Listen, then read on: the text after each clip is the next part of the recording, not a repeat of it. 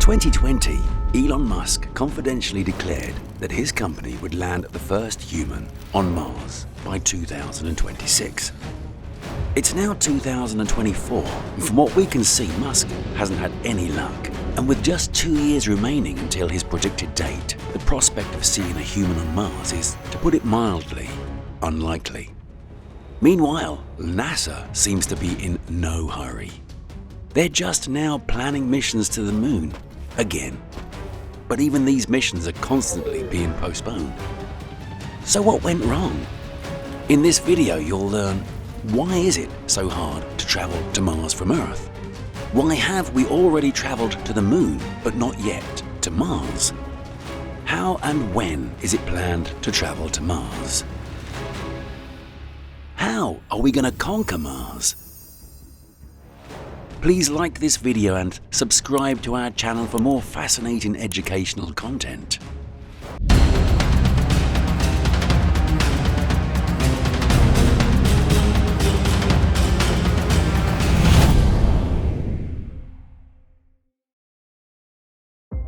What does conquering Mars even mean?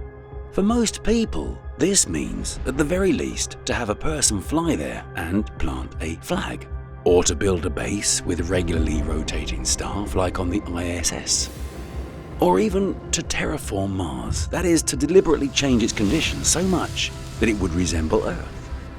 Whatever people dream about, for now, even flying there and planting a flag is an extremely challenging task. It would be a great achievement if the first interplanetary astronauts managed to reach the red planet, land, and successfully return to Earth. Successfully means alive and preferably more or less healthy. But why is it so difficult? After all, people went to the moon several times more than half a century ago. Because sending a person to Mars is, to put it mildly, not the same as going to the moon. This task is incomparably harder. And now we'll show you just how vast this difference is. Let's take a step back to fully comprehend this. A human first set foot on the moon on July 20th, 1969. And this wasn't a symbolic mission just to plant a flag. People worked there. There were 6 manned missions in total, and 12 people were lucky enough to walk on its surface. It took just 7 years from the goal's announcement in 1962 to the landing of a human on the moon, which is incredibly fast. The question is, what's wrong with Mars? Why hasn't a single person been there in more than half a century? Despite all his optimism, even Elon Musk said in an interview with entrepreneur and space adventurers co-owner Peter Diamandis, honestly, a bunch of people will probably die in the beginning. Honestly, a bunch of people probably will die in the beginning. It's tough sledding over there. We're an exploring species. So what makes it so difficult? Imagine that you need to walk to a shopping mall 1 kilometer, about 0.6 miles away from your home and back. It would take you about half an hour, or you could comfortably make the trip in slippers and you probably wouldn't get very tired. You certainly wouldn't need to bring sandwiches to have a snack on the way. Now imagine having to walk not 1 kilometer, 0.6 miles, but 140 kilometers, 87 miles, plus the same distance back. That's more than a beeline from New York to Philadelphia. Keep in mind that this route would go through uninhabited terrain with no roads, stores, or people. A regular person wouldn't be able to cover this distance in a day or two. If there are no stores along the way, you'd need to carry food, water, medicine, tools, and a raincoat, sleeping bag, and a tent, because there would be nowhere to buy supplies on the way. If such a traveler breaks a leg halfway, then they're almost certainly doomed. This is roughly how a flight to Mars compares to a flight to the moon, only many times worse. The distance to the moon is stable, 384,400 kilometers, about 238,855 miles, while Mars is at least 56 million kilometers, about 34.8 million miles away, which is about 140 times further than the moon. This is the minimum value because this distance constantly keeps changing, given that planets orbit the Sun at different speeds. At some point, Earth and Mars can end up on opposite sides of the Sun, Then the distance will reach 400 million kilometers, about 248.5 million miles. That's 1,000 times farther than the distance between the Moon and the Earth. In our example with a hiker, this is like walking from New York to Chicago. Mind you, all of this is on foot, and we emphasize on foot for a reason. Considering the size of our solar system and the universe as a whole, the current human space travel is almost snail-paced. With modern technology, a one-way flight to Mars will take 7 months or even nearly a year. That's because of the distance. The enormous distance is the main issue with a manned mission to Mars, and all other problems come from it. There are plenty of those problems too. During all these months, the crew needs to eat and drink, keep their bodies clean, monitor their health, and perform many daily tasks. They also need to get along with each other in a confined space. All this would happen in a setting with numerous threats, breakdowns, cosmic radiation, and no chance of receiving help from Earth. Even getting simple advice from specialists on Earth will be delayed by 10 or even 20 minutes, depending on the current distance. Can we somehow assess in advance the likelihood of such a mission's success? Well, see for yourself. In over 60 years, 48 missions have been sent towards Mars, including those that didn't even involve landing a probe or rover. Of these, 26 failed. Even the chances of an unmanned mission's success are almost 50-50. You see, even unmanned. Considering all of this, Elon Musk's words about the likely deaths of the first Mars explorers sound frighteningly convincing. And keep in mind that this is coming from Musk, who is widely known for his optimistic take on Mars exploration. But no matter what, humanity does not intend to give up. Therefore, we will stop pessimistic thoughts for today and move on to how the optimists plan to get to Mars. Let's take this journey along with them. First, we'll see how NASA, the most iconic space agency in the world, sees this. So, the first problem is actually taking off, getting out of Earth's powerful gravitational pull. Now, this all depends on how much equipment needs to be taken along. Take a look at this space shuttle that performed manned missions to Earth's orbit. It's a huge rocket, 56 meters, about 183 feet long. But even it looks like a toy compared to the Saturn V that delivered manned missions to the Moon. One can only imagine what a monstrous rocket one would need to lift all the enormous supplies and equipment required for an Earth to Mars mission. To get this into perspective, let's go back to our example with the hiker from the start of the video and complicate it a little bit. Imagine you need to walk those very same 140 kilometers, about 87 miles, through uninhabited terrain with a full supply of food, water, and everything else in your huge heavy backpack. And now, here's the kicker. The path will be off-road, but on flat terrain. However, the first kilometer must be covered on a very steep slope. So steep that you might not make it to the top. And even if you do, you might collapse at the top, unable to go any further. This roughly describes the scenario of starting a mission to Mars directly from Earth. It's almost impossible to build a rocket that can lift a giant load in one go, fly to Mars with it, and then return. Not to mention landing people on the surface. That's why NASA decided that the first manned mission to Mars won't start from Earth. It makes much more sense to start from a place where there is no strong Earth gravity. Currently, the most accessible option for humanity is to transport all the necessary spacecraft parts, fuel and cargo to orbit in several launches, assemble everything there, and then start the mission. However, NASA decided to go one step further by building a base on the Moon and, simultaneously, a space station in lunar orbit. The idea is that if the spacecraft is launched from space where there's zero gravity, it wouldn't be such an insurmountable task to start the mission to Mars. The station itself can be built in several stages, as the task can be broken down into parts. This is like in our example with the hiker.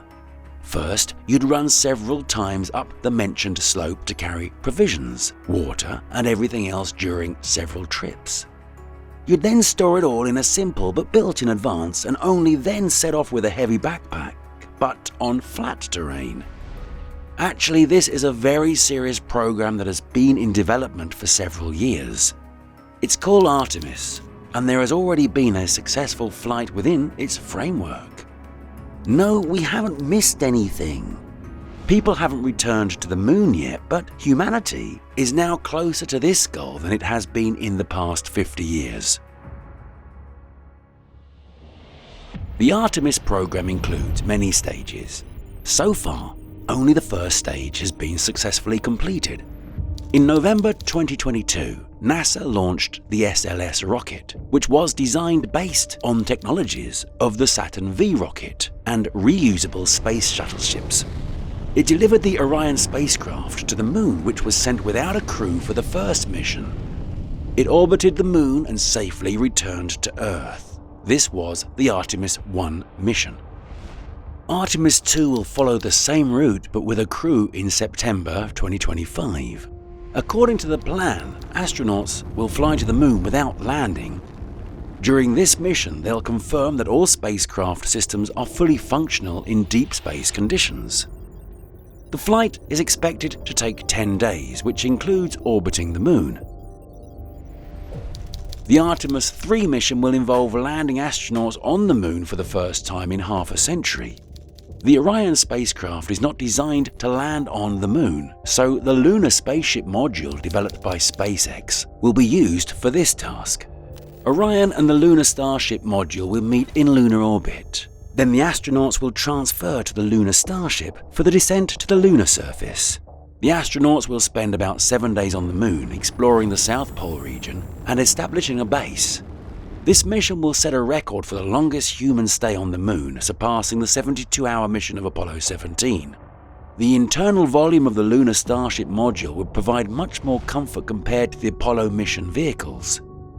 During the mission, 2 astronauts will conduct several moonwalks, performing various scientific observations, including collecting samples of water ice.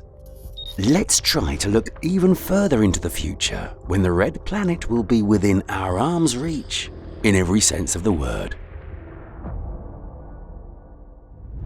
During Artemis 4, the active stage of constructing the Lunar Gateway Station will begin. This orbital station will go around the moon and serve as an intermediate point for missions to the lunar surface and eventually to Mars.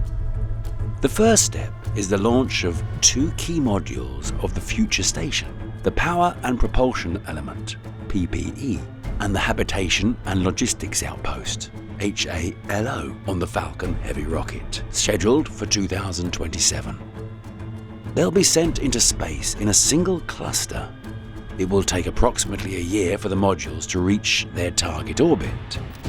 After completing all necessary checks, the Dragon XL supply ship will be launched to the Gateway following the docking of the lunar starship, which is designed for landing astronauts on the moon. After this, the station will finally receive its first visitors, the astronauts of the Artemis 4 expedition. What will happen next? Up until the 11th mission, it will be a complex and exciting yet somewhat routine process. Under the Artemis program, astronauts will build and improve the orbital station mission after mission. They will establish a lunar base on the moon, develop lunar infrastructure, and run countless tests, experiments, and trials. The objectives will be varied, but the primary goal for all of them will be preparing for a mission to Mars. The 11th Artemis mission is the last one that NASA has officially announced. It's scheduled for 2036. The further we look into the future, the less specific details we have, even from official sources. However, we'll still piece together all the data, all the plans, hypotheses, concepts, and expert opinions to show you the likely course of events. While Artemis missions 4 through 11 will primarily focus on the developing infrastructure on the moon and its orbit, starting with the 12th mission, the vision of the main goal, the future Mars flight, will start to come into focus. Let's imagine how this might unfold. Now let's envision Artemis 12. First and foremost, astronaut teams will work on and streamline technologies for obtaining water and oxygen from readily available sources, essentially lunar mineral deposits. Of course, this doesn't mean turning rocks into water. It means finding ways to efficiently process deposits of lunar ice. For this, geological studies will be conducted on the Moon to search for and extract resources, including water ice reserves. By the way, if you want to get ahead of things, oxygen can also be extracted on Mars and not necessarily from water. Recently, the Perseverance Mars rover successfully proved this.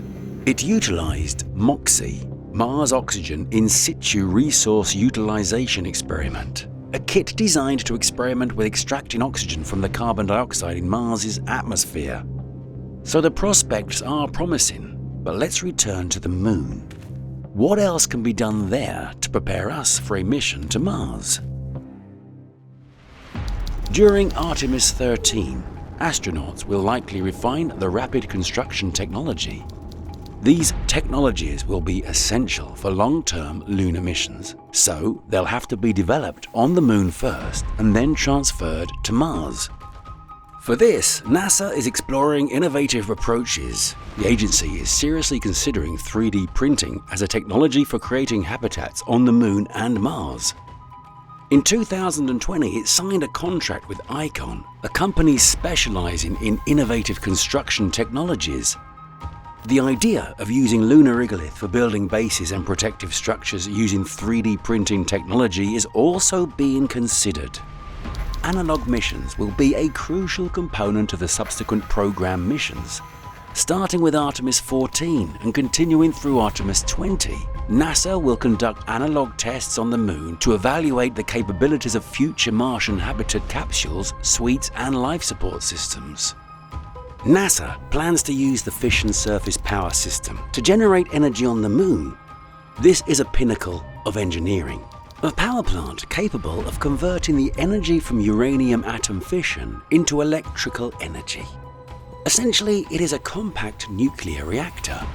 This system will power the lunar base, providing a stable and reliable energy supply.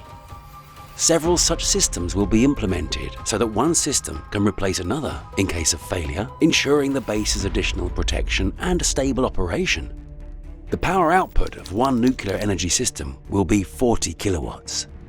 Astronauts will also test and develop advanced life support systems. They'll grow plants in special greenhouses and use microbes to recycle waste.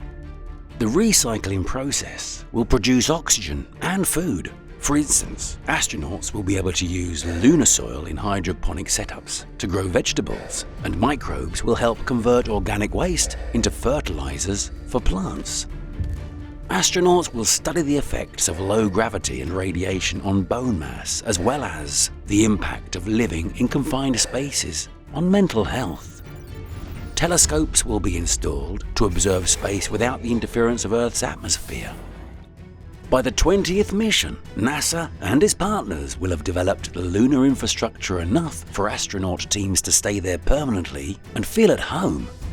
Then we'll take a historic step that will make the red planet much more accessible and the plans for its colonization much more realistic. We are talking about the construction of the first orbital Martian station in history. Lockheed Martin, the corporation that created the manned Orion spacecraft, presented the Mars Base Camp project in 2016. The concept includes a Martian orbital station that can accommodate up to 6 astronauts. Having a station in Mars orbit will significantly accelerate the process of actually traveling to the red planet. However, before attempting to land on Mars, some conditions must be established for the first explorers. According to NASA's plans, the conquest of Mars will be carried out in 3 stages. So, stage 1. Some equipment will be brought to Mars in advance before humans arrive. These units will be initially delivered from Earth to the lunar station and from there to Mars. It is likely that the fission software power system will be deployed on the red planet. Several of these systems will be dropped on the surface. They are the ones that will make the future Martian base energy autonomous and independent of sunlight. Otherwise, any prolonged dust storm could cause significant issues. In addition to the fission surface power systems themselves, fuel supplies and equipment of fuel transfer will be sent to the planet in advance. According to the approximate estimates, the total weight of the essential cargo will be tens of tons. This is orders of magnitude more than any automated mission to Mars ever undertaken. To put this into perspective, the weight of the most advanced and heaviest rover, Perseverance, is just over 1 ton, 2,260 pounds. According to NASA's concept, special heavy-duty cargo landers designed to carry 25 tons will be used for such cargo missions. Cargo landers are spacecraft designed to deliver goods to other planets or moons. In the second stage, a special module called the Mars Ascent Vehicle, MAV, will be sent to Mars's surface. This vehicle is designed to bring astronauts back to Mars's orbit. It will be a relatively compact structure equipped with rocket engines capable of overcoming Mars's relatively low gravity and carrying people and cargo into orbit. Finally, in the third stage, astronauts will fly to Mars from the lunar station aboard the Deep Space Transport spacecraft equipped with the Transit Habitat module. The Transit Habitat is a living module that provides astronauts with sleeping quarters, work and rest areas, air and water regeneration systems, and radiation protection for long space missions. It will take 10 months to reach Mars. Then 2 people will descend to Mars while 2 remain on the orbital station. The astronauts will use a specialized landing module to descend to the planet's surface. This module will be pre-delivered to Mars's orbit and ready for use when the crew arrives in orbit. Essentially, this will be both a vehicle and a home for the astronauts. NASA's idea was to combine the first Martian home and transport vehicle into one rover equipped with an air supply system. This is all about optimization to reduce the number of items needed for landing on the surface. The agency has been working on creating this rover for a long time and has even conducted extensive prototype testing on Earth. In the sealed rover, which resembles a van, there will be everything the astronauts will need to live and work for several weeks. They'll be able to travel around Mars, inside it, wearing comfortable clothing instead of bulky spacesuits, which they'll only need to wear outside the vehicle. This futuristic-looking machine will be designed for 2 to 4 crew members. The rover will have several functional compartments, including medical, exercise and storage areas, as well as a gallery and crew cabins. The life support systems and the environment will be designed in general for 30 to 60 days of fully autonomous operation. After landing on the Red Planet, the astronauts will conduct research. Naturally, they'll take numerous soil samples. Okay, we've figured out the astronauts' descent to Mars. But how will they get back into space and return home? Here's how it's going to happen. Having collected Mars samples, the crew will fly to the planet's orbit on the MAV, which was sent to the Red Planet during the second stage. The crew will spend about 2.5 Martian days, around 60 hours, traveling to the orbital station, where the deep space transport with the Transit Habitat module will be pre-docked. After docking, the crew and cargo will transfer to the Transit Habitat and the MAV will be discarded.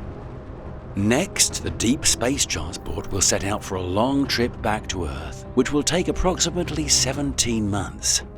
The Orion spacecraft will meet it once it reaches high Earth orbit. Orion will take all 4 crew members and land them safely on Earth. Now, let's take a look at the entire Mars flight epic in the grand scheme of things. The fact that spacecraft carrying astronauts to Mars will be launched from lunar orbit rather than from Earth, or the Moon itself, makes the whole launch process much easier. Do you remember our example with the cabin at the top and the hiker? Indeed, packing your backpack at the top and travelling over flat terrain is much easier than hauling it up in one go. But there's one caveat. This life hack doesn't eliminate the vast distance that one still needs to cover. We can travel to Mars only at specific times, when the planet is at a certain distance. After all, planets don't stand still, they move around the Sun. And since the spacecraft will be traveling for many months, the trajectory must be calculated so that both the spacecraft and Mars literally meet at one point in the shortest possible time. There are only two such windows of opportunity, and they imply different trajectories, namely conjunction class and opposite class. A conjunction class trajectory requires less fuel due to the use of convenient launch windows for the outbound and return trips. However, it requires a lot of time, around 900 to 1,000 days, with about 400 and 600 of those days spent on Mars. An opposition class trajectory, on the other hand, requires more fuel but reduces the expedition time to 560 to 700 days, and people stay on Mars to about 30 to 90 days. The difference in fuel costs is significant, more than threefold. Therefore, at first, NASA did not consider the opposition class trajectory as a viable option. However, in recent years, this perspective has changed. The new MTAS study of 2023 exclusively examines the opposition class mission concept. For the first manned expeditions to Mars, it's crucial to reduce the risks of equipment failure and cruise radiation exposure, both of which increase with the mission's duration. In this regard, the opposition class expedition has a significant advantage. Interestingly, this trajectory involves performing a gravity assist flyby near Venus. It might even seem peculiar to get to Mars faster, one must fly to Venus, which is in the opposite direction, but that's how orbital mechanics work. Sometimes quite strangely and unexpectedly. So now we have the full picture of how humans will conquer Mars in the future, both in general and in detail. The question remains, when? When will a living person set foot on the planet? At the time of this video's release, NASA's current announcement and forecasts indicated that the Artemis program would reach its final stage with a manned landing on Mars by 2039. However, given the shifting timelines of Artemis 2, the actual date for a manned mission to Mars might be postponed much further. It's impossible to predict this. There are too many unknowns in this equation. One thing's clear. Every step forward in the moon exploration brings us closer to the next big step for humanity: life on the red planet.